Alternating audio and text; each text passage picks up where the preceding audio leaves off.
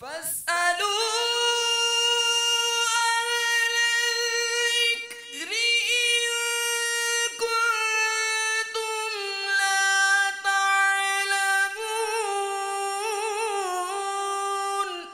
ऐ लोगो, इल्म वालों से पूछो अगर तुम्हें इल्म न हो।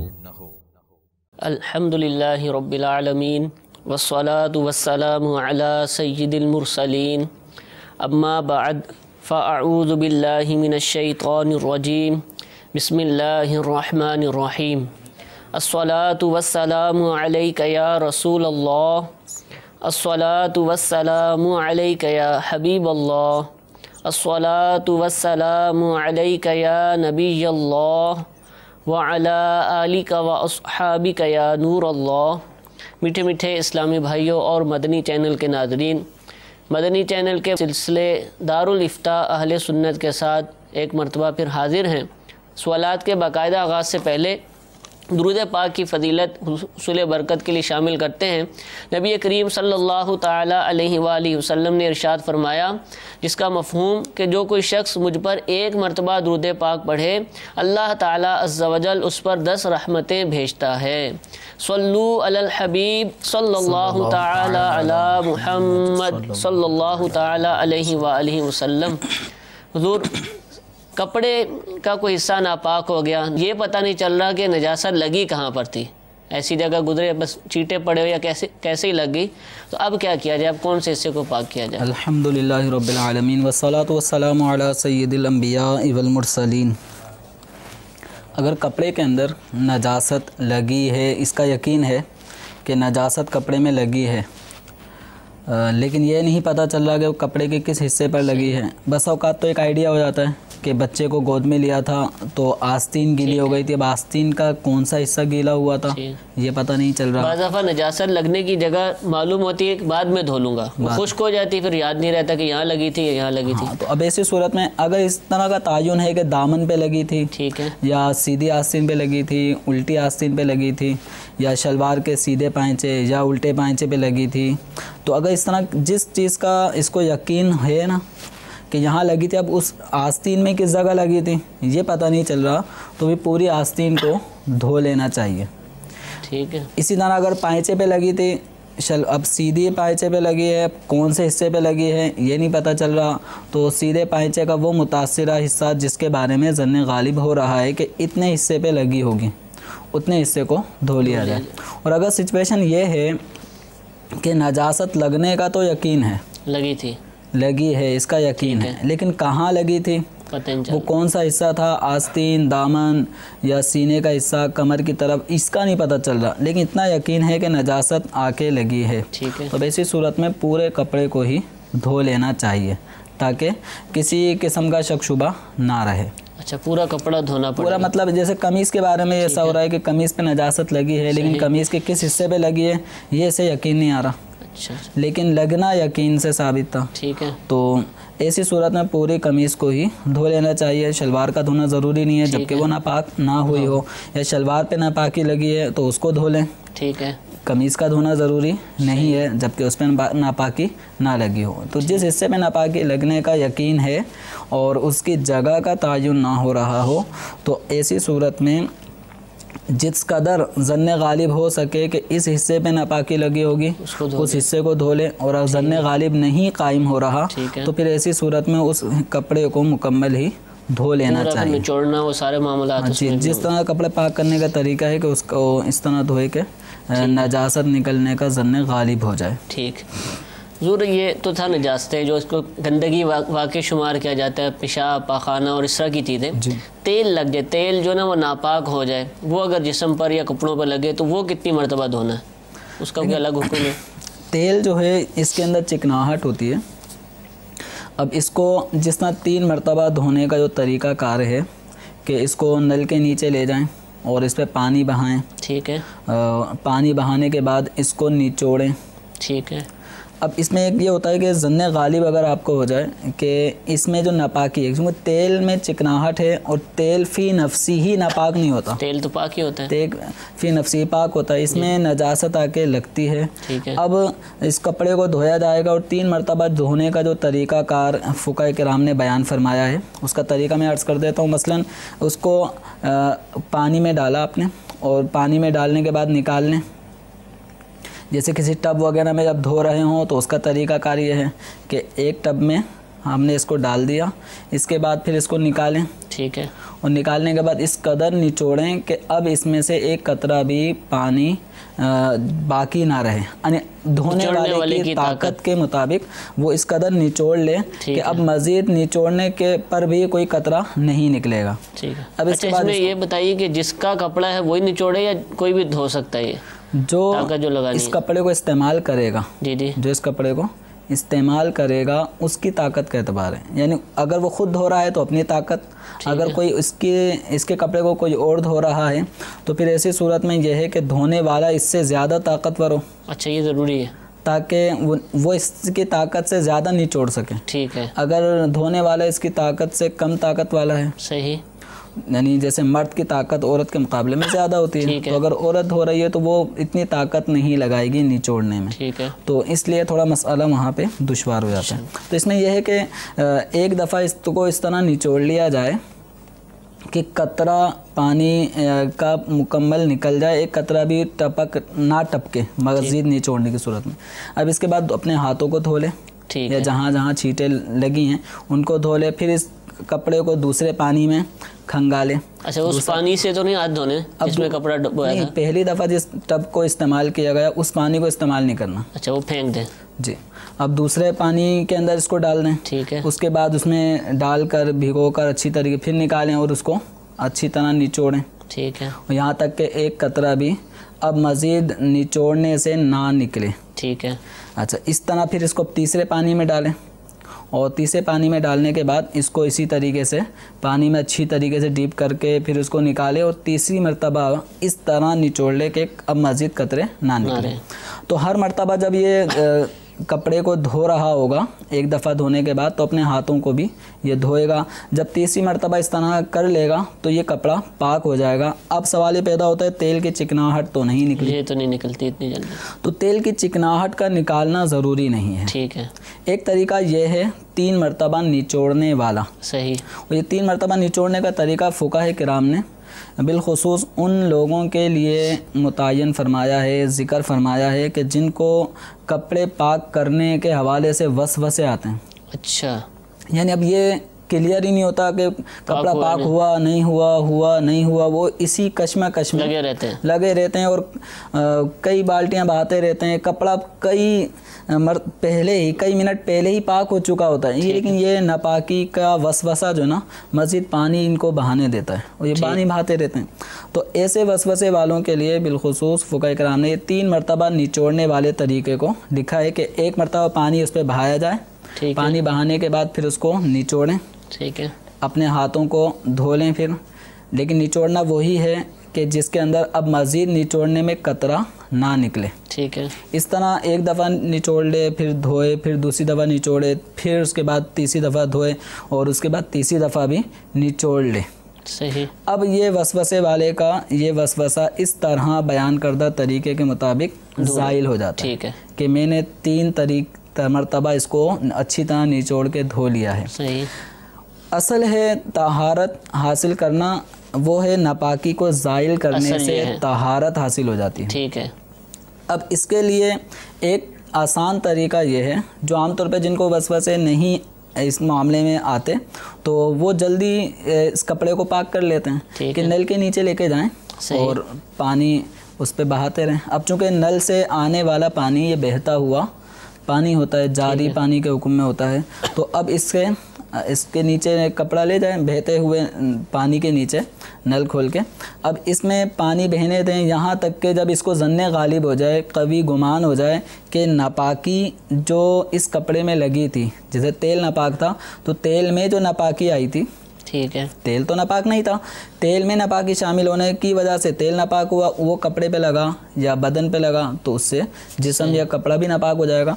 तो अब ये ज़न्ने गालिब जब इसको हो जाता है कि इस तेल में शामिल नजासत मेरे इस कदर पानी के बहाने की वजह से ज़ाइल हो चुकी है, निकल गई है, तो इस सूरत में इसका कपड़ा पाक हो जाएगा। अब सवाल वही कि तेल के चिकनाहट तो बाकी है, तो तेल फ़ी नफ्सी पाक था, इज़ाले नजासत हो गया, तेल पाक था वो नापाक हो गया था। जब इज़ाले नजासत हो गया तो नजासत ज़ाइल होने की सूरत में तेल भी पाक है। इसी तरह कपड़ा या नापाक तेल जिस्म पे गिर जाता है, तो इसमें भी यही है कि उसको नल के नीचे ले जाएं, अच्छी तरह 3 मरतबा उस पर पानी बहाएं, ठीक है। और जब इत्मीनान हो गया कि नजासत का असर ख़त्म हो गया है तो हाथ पाक हो जाएगा, या पाँव था वो पाँव पाक हो जाएगा, लेकिन उस पर जो चिकनाहट बाकी रहेगी उससे कोई मुज़ायका नहीं।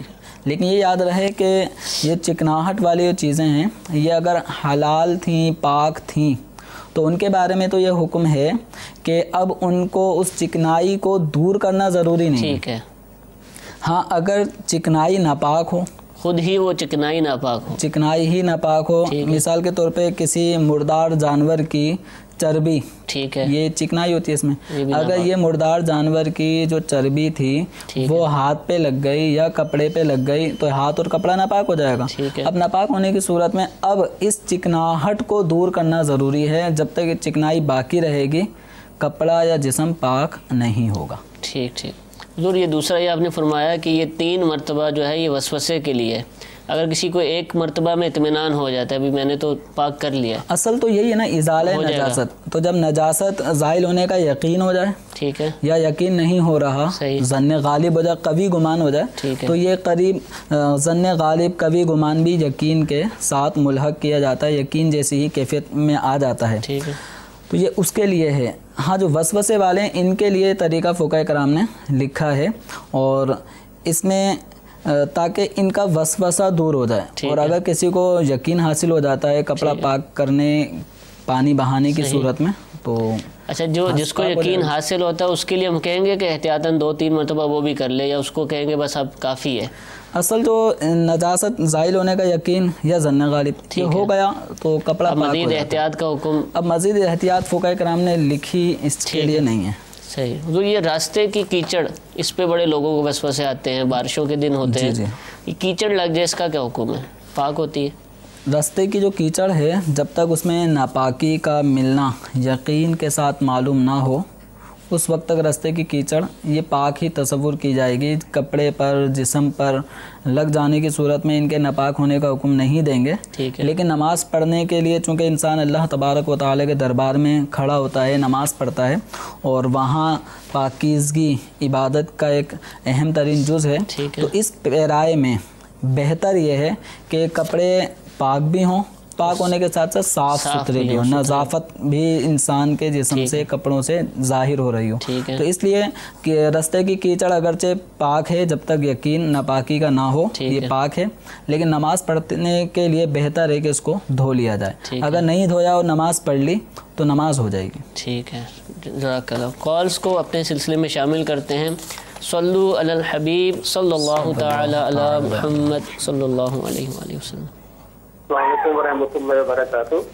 वालेकुम अस्सलाम रहमतुल्लाहि व बरकातुहू। मैं काशिफ बात कर रहा हूँ मुल्तान से। मुझे ये कारी साहब से ये पूछना था कि नजासत कलीजा इसके पाक करने के क्या काम है, और अगर कोई कलीन वगैरह पे या जिस्म पे अगर कोई नजासत कलीजा लग जाती है या कपड़ों पे तो उसको पाक कैसे किया जाता है? इंशाअल्लाह। दूसरी कॉल महमूद अख्तारी बाबुल मदीना कराची से। मैं मुफ्ती साहब की बारगाह में ये सवाल अर्ज करना है कि गाय और भैंस का दूध निकालते वक्त आमतौर पर यह होता है कि वो जानवर जो है कभी कभी कोई वो पेशाब कर देती हैं और वो एक अच्छी खासी मिकदार में जो है बाल्टी में चला जाता है, इसके बारे में क्या हुक्म है? तो पहला सवाल था कि नजासत गलीज़ा, पिछली मरतबा आपने फरमाया होगा, इसका दोबारा भी फरमाया कि गलीज़ा और एक खफीफ़ा एक लफ्ज़ था, तो इसके पाक करने के क्या काम है? कपड़ों पर, कालीन पर, बदन पर लग जाए तो ये इरशाद फरमाइए। लेकिन इसमें यही है कि नजासत गलीज़ा यानी जैसे बच्चे का पेशाब या मर्द या औरत के अगले पिछले मकाम से निकलने वाली वो चीज़ें जिनसे वज़ू टूट जाता है या गुस्ल फ़र्ज़ हो जाता है, तो ये नजासत गलीज़ा हैं। इसी तरीके से मुर्गी, बत्तख की बीट ये नजासत गलीज़ा हैं। ऐसे ही हलाल या हराम जानवरों का गोबर, लीद ये वगैरह ये भी नजासत गलीज़ा में शुमार होता है। कुत्ते का लुआब, ठीक है, ये भी नजासत गलीज़ा में शुमार होता है। तो अब ये नजासत गलीज़ा अगर किसी कपड़े पर या जिस्म पर लग जाए तो शरीयत मुतहरा ने नमाज के एतबार से इसकी 3 सूरतें बनाई हैं। अच्छा, दिरहम के बराबर या दिरहम से ज़्यादा या दिरहम से कम। दिरहम के बराबर, दिरहम ज़्यादा या कम, 3 तो इस एतबार से यानी नमाज पढ़ने के एतबार से इसके हुक्म में ठीक है ये 3 सूरतें बन जाती हैं कि अगर वो दिरहम से ज़्यादा लग गई। अब दिरहम क्या है, हथेली को हम खोलें और इसमें पानी के कतरे जमा करना शुरू कर दें, यहाँ तक कि जितना फैलाव पानी का आखिरी वक्त तक जमा हो जाएगा। अब डालेंगे तो बह जाएगा पानी, तो जितना हथेली में पानी का फैलाव पानी का हथेली में आ सकता है, इतनी लंबाई, चौड़ाई, पैमाइश ये है दिरहम की मिक़दार। तो अगर दिरहम से ज़्यादा नजासत गलीज़ा लग जाती है तो इस सूरत में नमाज नहीं पढ़ सकते, नहीं पढ़ सकते। पढ़ना गुनाह, हराम, नमाज होगी ही नहीं। सही। फ़र्ज़ है कि इसको धोकर इसको ज़ाइल करके फिर नमाज पढ़ें। ठीक है, ये कपड़े बदल लें फिर या दूसरे कपड़े चेंज कर लें। अच्छा, नजासत अगर नजासत गलीज़ा दिरहम के बराबर लगी है तो इस सूरत में नमाज पढ़ना नाजायज़ गुनाह और नमाज मकरूह तहरीमी होगी। मकरूह तहरीमी गुनाह है और इस पे वाजिब होगा कि इस नमाज को इयादा करना, पाक कपड़े पहन के इसका इयादा करना वाजिब होगा। और इस ऐसी सूरत में चूँकि नमाज पढ़नी है और कोई कपड़े नहीं हैं तो अब इसको इस नापाक कपड़े को धोना वाजिब है, वाजिब होगा। बगैर धोए पड़ेगा तो नमाज मकरूह तहरीमी होगी, सही, गुनाह। और तीसरी सूरत है कि नजासत गलीज़ा दिरहम से कम मिकदार में लगी है। 2-3 कतरे पेशाब के कपड़ों पे लग गए हैं तो ये नजासत गलीज़ा है। और नजासत गलीज़ा से चूँकि दिरहम से कम है तो इस सूरत में सुन्नत धोना सुन्नत है नमाज पढ़ने के लिए, इसका धोना सुन्नत है। और अगर किसी ने बगैर धोए पढ़ ली नमाज हो जाएगी, लेकिन मकरूह है तंज़ीही। बेहतर है कि पाक कपड़ों में या इस कपड़े को पाक करके फिर नमाज पढ़ी जाए। ठीक है, तो ये 3 सूरतें हैं, दिरहम के बराबर, ज़्यादा या कम। ज़्यादा लगे तो पढ़ना ही जायज़ नहीं, पढ़ना ही जायज़ नहीं, नमाज होगी ही नहीं। बराबर लग जाए तो वाजिब है कि वाजिब है, और कम लग जाए तो फिर इसका धोना सुन्नत है। ठीक, और नमाज पढ़ेगा तो हो जाएगी मकरूह तंज़ीही। ठीक, जज़ाकल्लाह। दूसरी कॉल थी बाबुल मदीना कराची से कि गाय या भैंस का दूध निकाल रहे हैं, बाल्टी पड़ी होती है उसके थन के नीचे, दूध निकालते हुए अगर बाद औक़ात पेशाब कर देते होंगे ये जानवर, तो उसका छींटे अगर वो बाल्टी में गिर जाए तो अब क्या हुक्म? बिल्कुल, अगर ये दूध की बाल्टी में अगर ये इसका पेशाब गिर जाता है, ठीक है, भैंस का, गाय का, तो ये बाल्टी भर दूध नापाक हो जाएगा, सारा ही नापाक है। अब जैसे या तो डायरेक्ट इसमें तो शायद ना गिरता हो, लेकिन छींटे इसकी उड़ के अगर इसमें आती हैं, ज़मीन पर गिरा और उससे छींटे उड़ के दूध की बाल्टी में आती हैं, तो ये दूध की बाल्टी में जो दूध है ये नापाक हो जाएगा। ठीक है। अब ऐसे दूध को यूँ बेच देना भी जायज़ नहीं है। अच्छा, ये बेचना जायज़ नहीं है, इस पर एहतियात करनी चाहिए, इसको ज़ाया कर देना चाहिए। एक कतरा भी अगर बाल्टी भर दूध में गिर गया तो सब नापाक हो जाएगा। अच्छा, सारा नापाक हो जाएगा। ठीक है, ये अब दूध बेचने वाले जो हैं, जो इस मामले में, इनको इस मामले में देखना चाहिए और मुसलमानों को जो पाक दूध है वही पेश करना चाहिए। तो ये नजासत लगती है, गीली होती है अमूमन। अब नजासत तो खुश्क है, ज़मीन पर लगी थी, कपड़े पर खुश्क कपड़ा पड़ा हुआ है लेकिन नजिस है, अब उस पर कोई गीले पाँव लेकर चलना शुरू कर दे तो क्या अब वो उसका जिस्म नापाक हो जाएगा? आमतौर पे घरों में इस तरह होता है कि छोटे बच्चे होते हैं, उनकी वजह से जगह जगह कारपेट का कुछ हिस्सा नापाक होता ही रहता है। अब वो पेशाब सूख गया, सब कुछ, नजासत बज़ाहिर नज़र नहीं आ रही, लेकिन ये कन्फर्म होता है रहने वालों को कि कारपेट का ये हिस्सा मुतासिर है और ये नापाक है। अब वज़ू करके फिर उसी कमरे में या हॉल वगैरह में आना जाना होता है, तो इसमें गीले पाँव लेकर अगर नापाक कारपेट पे कोई गुज़रा, ठीक है, तो इसमें यह है कि अगर पाँव में इतनी तरी थी कि जो कारपेट के नापाक कारपेट पे पाँव लगा, पाँव की तरी इतनी ज़्यादा थी कि वो नापाक कारपेट के अंदर जज्ब हुई और वहाँ से नापाकी पाँव में लग जाए, यानी पाँव, एक होता है कि पाँव में नमी है, सही, और एक होता है पाँव में तरी बाकायदा। ठीक है। जैसे आमतौर पे हम पाँव जब धो रहे होते हैं तो पाँव हमारा तर बतर होता है और बाकायदा कतरे उससे टपक रहे होते हैं। अगर ये कंडीशन है और ऐसी कंडीशन में किसी ने नापाक पाँव कारपेट पे रखा और रखने की सूरत में वो कारपेट का हिस्सा गीला हो गया, गीला होके फिर उसकी तरी अब पाँव में लग गई, ठीक है, अब पाँव भी नापाक हो जाएगा। अच्छा, अब नमाज पढ़ेंगे तो नमाज भी नहीं होगी। तो अच्छा, वुजू है तो वुजू भी टूट जाएगा? वजू नहीं टूटेगा, वुजू बाकी रहेगा। वजू बाकी रहेगा। हाँ, अगर पाँव में तरी तो है, लेकिन पाँव में इस तरह की तरी नहीं है कि वो कतरा बन के टपक रहा हो और कारपेट पे जाके फिर उसमें जज्ब होके उधर से नजासत फिर पाँव में लगे, सिर्फ एक नमी सी है। ठीक है, पाँव गीला तो है, हल्का नम है और नापाक पसीने की वजह से नमी आ जाती है। तो अब ये कि ऐसी सूरत में अगर वो नापाक गीला पाँव लेकर अगर वो कारपेट पे चलता हुआ चला गया, ठीक है, और उसको पता है कि पाँव में इतनी कतरे वाली तरी नहीं थी कि जो जज्ब होकर फिर वहाँ से पाँव में दोबारा नापाकी को लगाएं, तो इस सूरत में कारपेट से नापाक पाँव नापाक नहीं होगा। ठीक है। तो बस औकात ऐसा होता है कि किसी जगह को हाथ लगाया जाता है या बेडशीट वगैरह पे हाथ लगा, हाथ में महसूस होता है कि कुछ तरी है, ठीक है, पता चलता है कि इधर बच्चे ने पेशाब किया। सही सही। अब अगर हाथ में बस हमें ठंडक का एहसास हो रहा है, लगाने से ठंडक, लगाने से खुश्की और तरी, इसका फ़र्क तो हो रहा है कि यहाँ पे गीला तरी है, गीला हो रहा है, लेकिन हाथ में कोई तरी महसूस नहीं हो रही, हाथों में तरी नहीं आ रही, तो इस सूरत में हाथ नापाक नहीं होगा। तो सिर्फ नमी का एहसास होने से, यानी अगर वो नापाक कपड़ा था और नापाक कपड़े से हमारा हाथ टच हुआ, सिर्फ तरी और नमी महसूस हुई, तो इस नमी से हाथ नापाक नहीं होगा। हाँ, अगर वो इतना तर था कि उस पर हाथ लगाने से हमारे हाथ में बाकायदा उस तरी छूट गई, ठीक, और नापाकी लग गई, तो इस सूरत में नापाक। ठीक ठीक, जज़ाकल्लाह। कुछ कॉलर्स हमारे साथ हैं, नई कॉल सिलसिले में शामिल करते हैं। सल्लु अलल हबीब सल्लल्लाहु तआला अला मुहम्मद सल्लल्लाहु।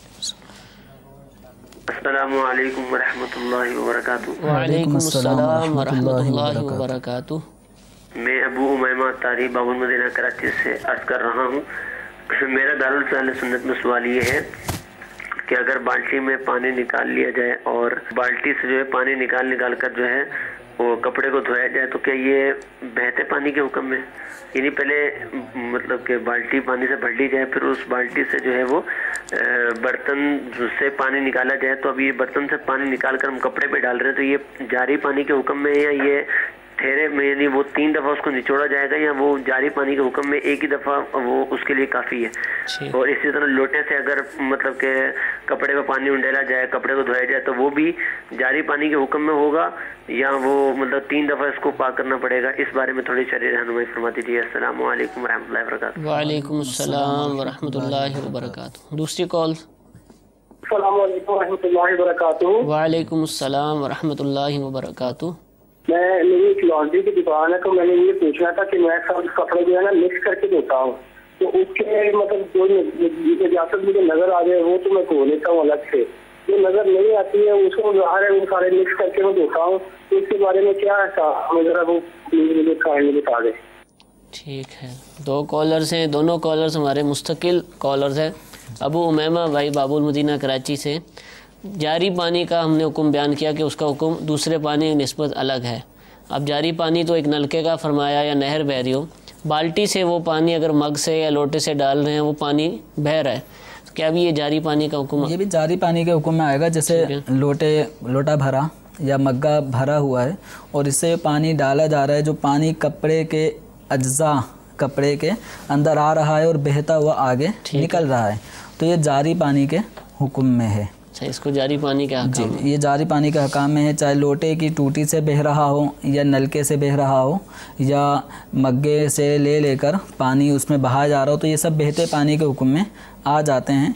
और बहते पानी में धोने की सूरत ये है कि ज़न्ने गालिब हो जाए तो नापाक कपड़ा पाक हो जाता है। इस बात का ज़न्ने गालिब हो जाए कि नजासत कपड़े में से निकल गई। ठीक है, दूसरी कॉल। उनका जो सवाल समझ आया कि कपड़े बेचते हैं, तो जिन कपड़ों में नजासत धोने का शायद अमल है जी, तो जिनमें नजासत पता होती है कि नजासत लगी, वो तो पाक कर देते हैं और बकिया को नहीं करते, तो क्या बकिया कपड़े पाक कहलाएंगे? देखिए, इसमें कपड़े पाक और नापाक ये यानी ये मुतअद्दिद कपड़े बैक वक्त धोने का अमल इनका है। अब ये कह रहे हैं कि नजासत नज़र आती है तो उसको मैं अलग से धो लेता हूँ। ठीक है।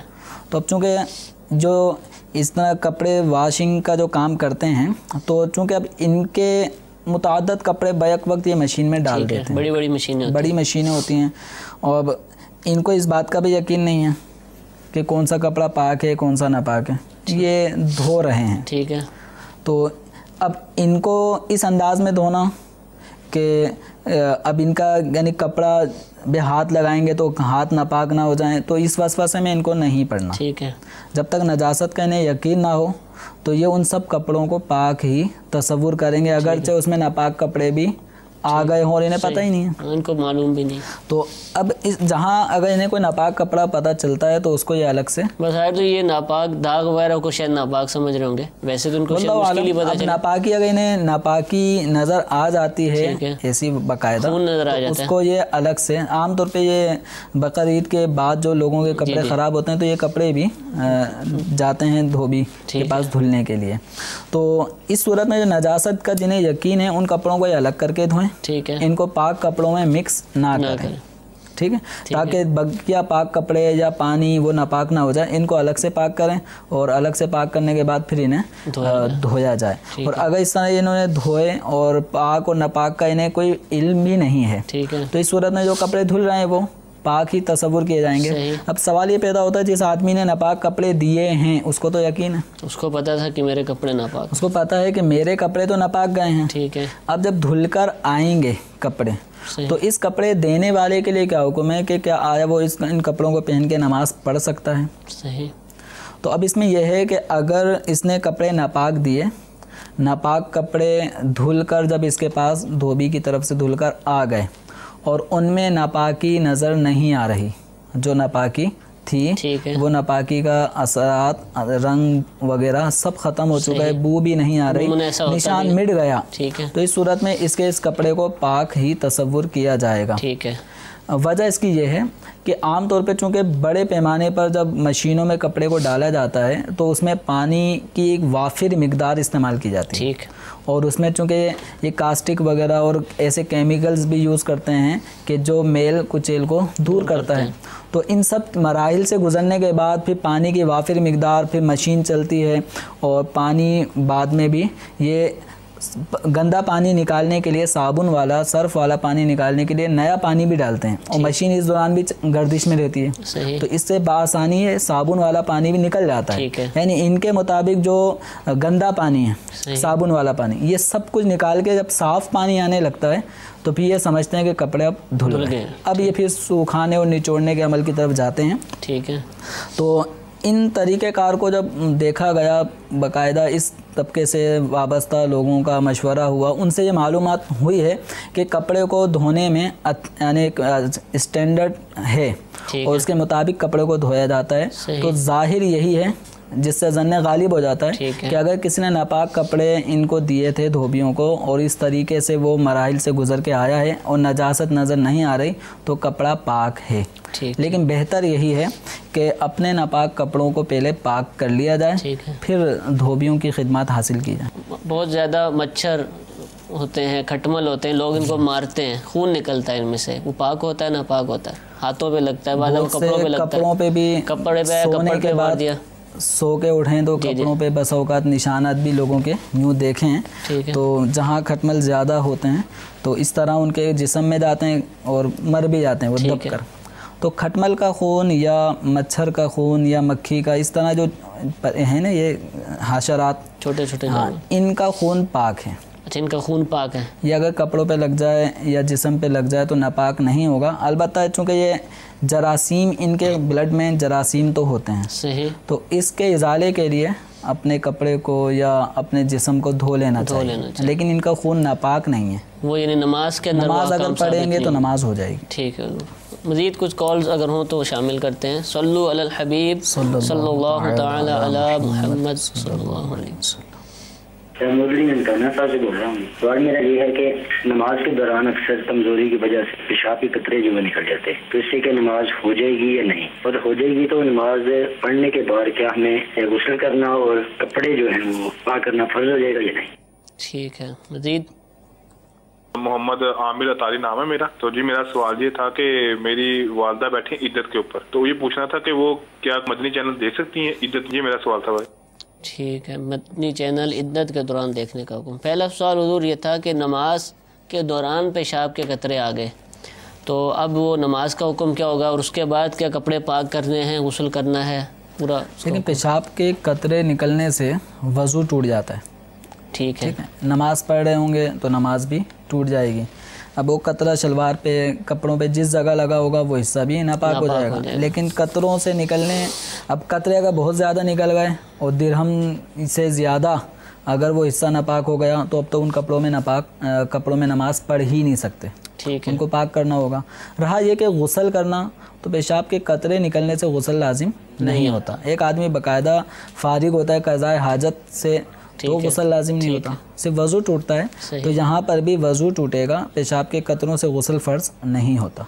अच्छा, नमाज भी टूट जाएगी? नमाज भी अगर ये माजूर फ़र्द है, अगर ये माजूर, अब चूँकि ये माजूर के हवाले से काफ़ी हद तक हम पिछले सिलसिले में बयान कर चुके हैं, तो अब इनके लिए मशवरा यह है कि अपना मसला दारुल इफ्ता अहले सुन्नत अगर इनके शहर में हो तो दारुल इफ्ता अहले सुन्नत चले जाएँ। अपने शहर के किसी मुफ्ती सुन्नी सहीउल अक़ीदा आलिम दीन मुफ्ती साहब की खिदमत में जाएँ, अपना मसला बयान करें, तो माजूर शरीक होने ना होने की सूरत इनको बता दी जाएगी और इनको मज़ीद अहकाम पता चल जाएंगे। दारुल इफ्ता अहले सुन्नत के फ़ोन नंबर्स अगर स्क्रीन पे दिखाए जाएं तो इन नंबर्स पे सुबह 10 बजे से शाम 4 बजे तक, और अलावा 1 से 2 नमाज वगैरह का वक्फ़ा है और जुमे का दिन छुट्टी का होता है। इनके जुमे के अलावा बकिया किसी भी दिन इन औकात का ख्याल रखते हुए अपना मसला बयान करें, इंशाअल्लाह इनको इत्मीनान बख्श जवाब दिया जाएगा इंशाअल्लाह। दूसरा सवाल था, वालिदा इद्दत पर बैठी हैं, अब इद्दत के दौरान मदनी चैनल देख सकती हैं?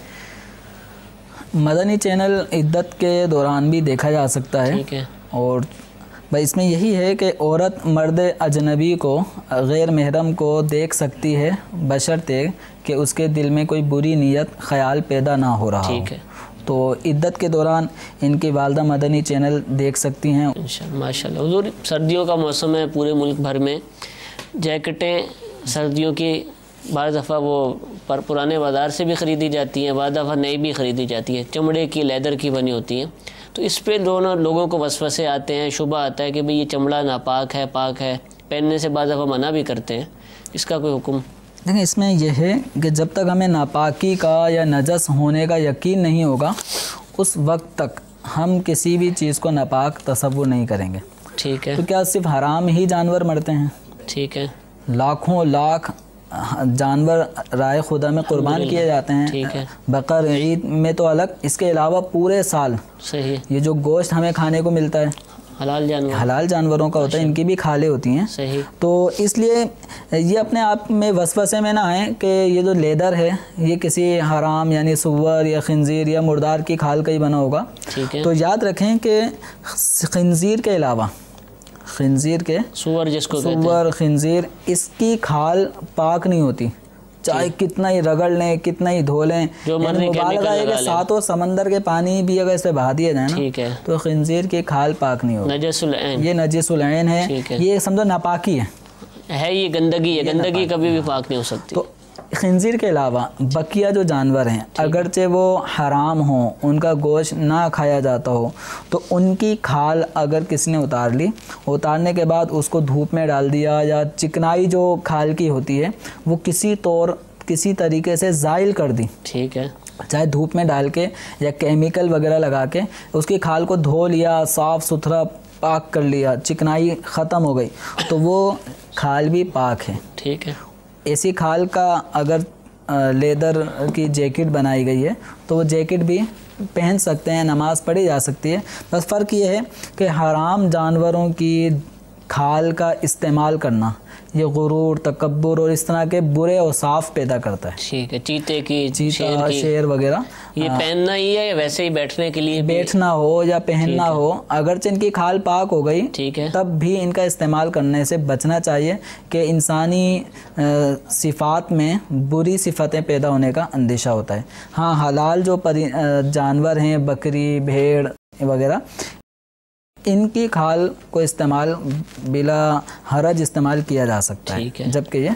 बकरी का सुना है कि आजिज़ी भी पैदा होती हाँ, है, बकरी की खाल पे बैठने से आजिज़ी पैदा होती है, इनकी सारी पैदा होती है। ठीक है, तो बकरी की खाल पर बैठा जाए और इनके हाँ, चमड़े से बने चमड़े की जैकेटें, लेदर की जैकेटें हैं, तो इसमें वसवसे में ना पड़े कि इसमें पता नहीं किसकी खाल लगी होगी। ठीक है। तो जब पता चल जाए उस वक्त आपको अमल करना है। जब तक पता नहीं चले हराम या नापाक, उस खाल का नापाक होने का यकीन ना हो, तो वसवसे में ना आए। उसको इस्तेमाल आप नहीं करना चाहते ना करें, दूसरा अगर कोई इस्तेमाल कर रहा है तो उस पर ऑब्जेक्शन नहीं करें। ठीक है, बिल्कुल हलाल है और पाक है। जज़ाकल्लाह हुज़ूर, सिलसिले का वक्त ख़त्म हो गया, सवालात अभी भी बाकी हैं। मदनी चैनल देखते रहिए। अल्लाह ताला से दुआ है कि अमल करने की तौफीक अता फरमाए। आमीन बिजाहिन नबील अमीन। सल्लु अलल हबीब सल्लल्लाहु तआला अला मुहम्मद सल्लल्लाहु तआला अलैहि वसल्लम।